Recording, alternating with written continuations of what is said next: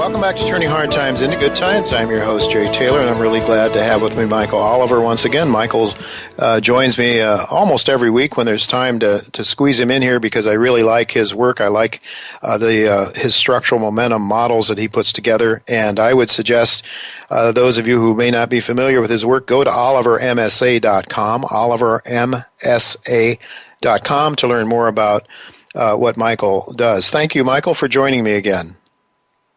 You know, we were just talking off mic before coming back here.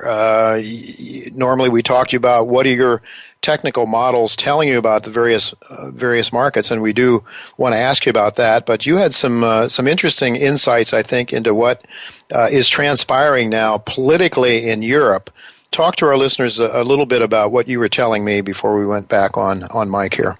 And when we say the dollar, most people are talking about the dollar index, which is 57% the euro, okay?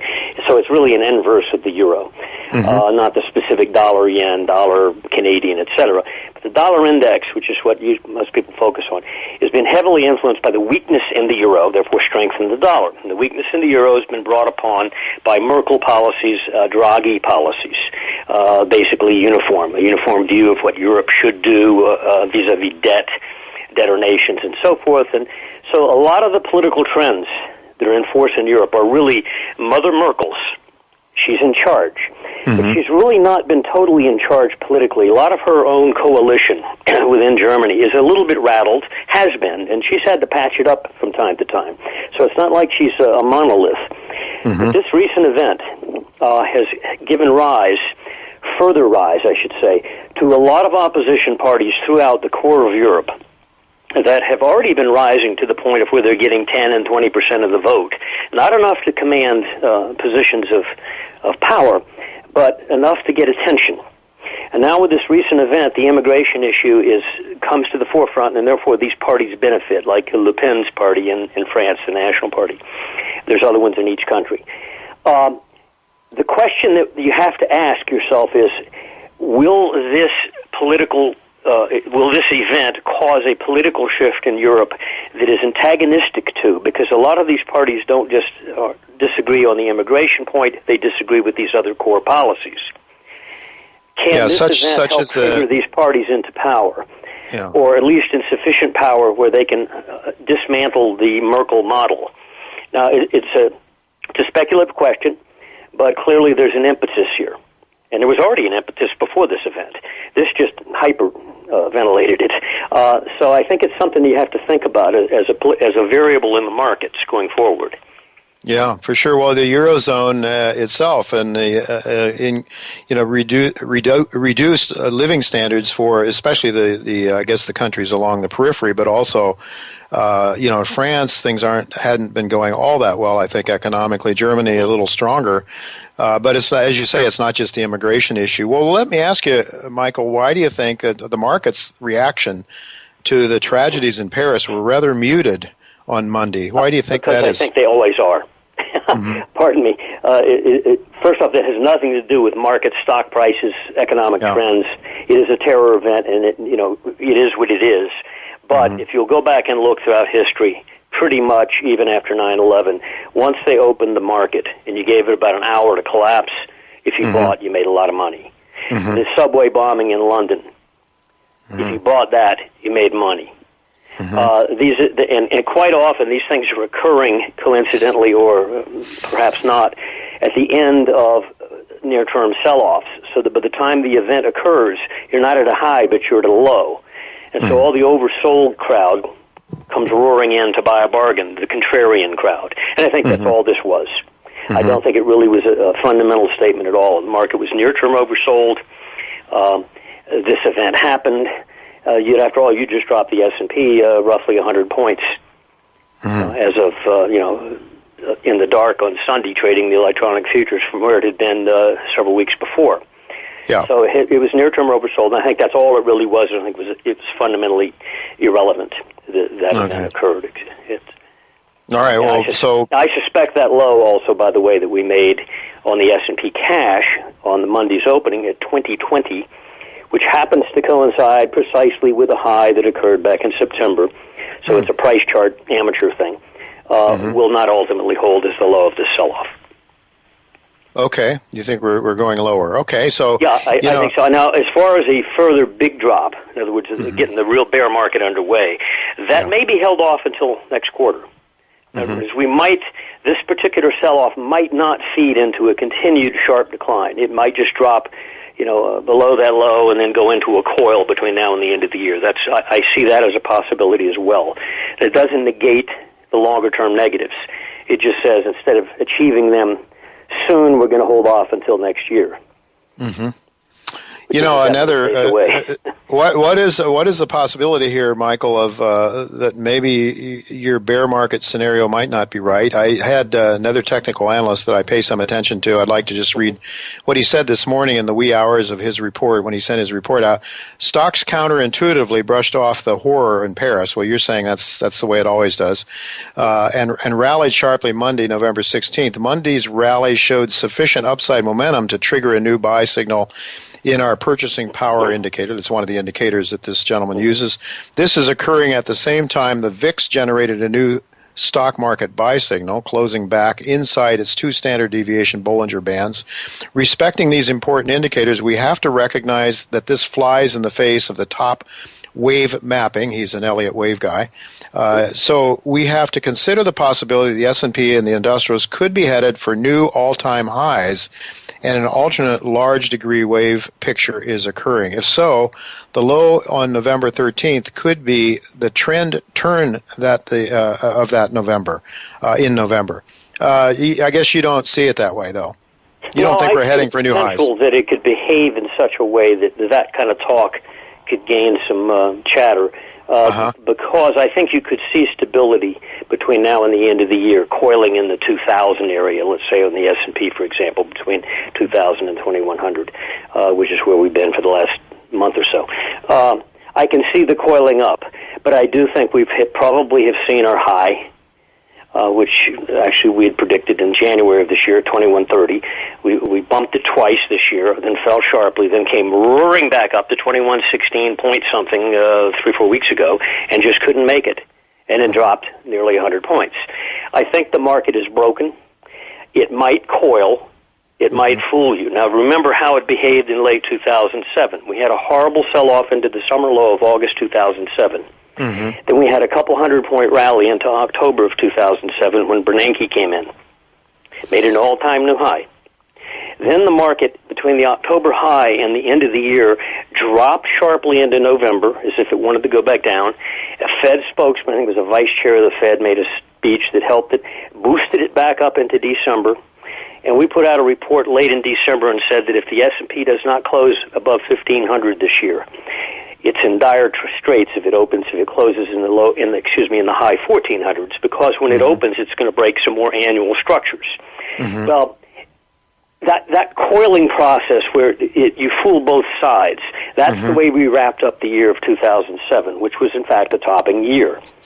So if you looked at the week-by-week action in the last quarter of the year, you were entirely confused.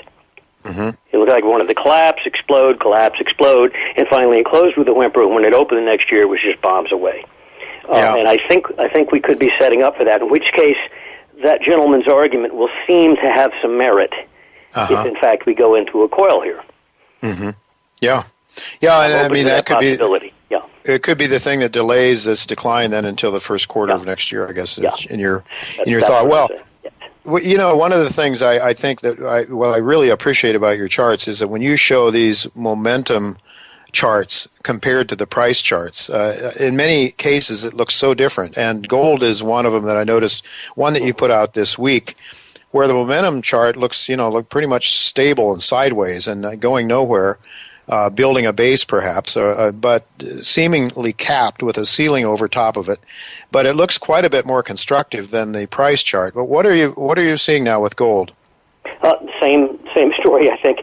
The process in gold is a bit different from stocks. Stocks peak mid-year. Gold continues to make new lows, but in point of fact, if you'll stand back and look at a gold chart going back to 2011, the real decline ended in 2013.